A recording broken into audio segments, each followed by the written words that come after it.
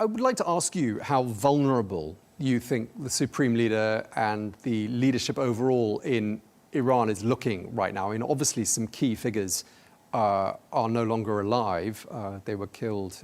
They've been killed during the course of the last 6 days. Overall, though, would you say that it looks like this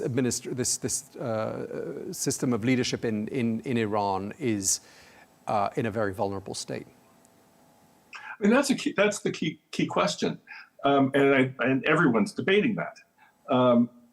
Does this precipitate some kind of change in regime in Iran? Does this receive some kind of collapse, Syria-type collapse? Well, the Iranian security services, whole, have not been hollowed out to the same extent that the, say, Syrian army had been before the fall of Bashar al-Assad in December. So I don't think that we'll see a collapse the way that we saw in Syria, and also there's no organized opposition in the way that the Idlib HTS-led forces were able to move down to Aleppo, and then I think surprising themselves all the way to Damascus.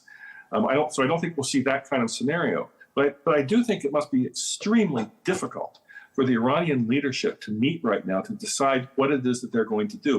What should their response be?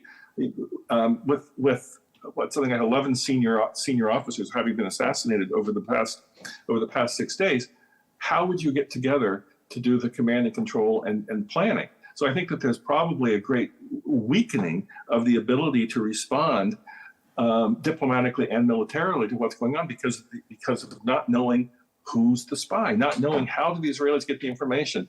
I mean, it looks, doesn't it, Ambassador? I mean, just to pick up on that, I mean, it really looks like Iran has been thoroughly compromised in terms of the intel here.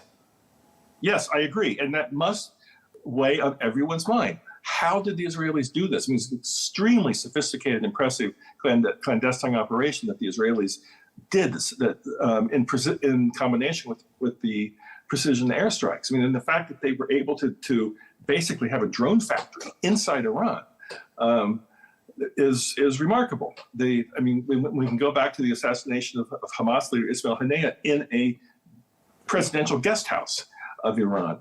And this must make it extremely difficult for decision-making in Iran now because you don't know who to trust or what other information the Israelis have.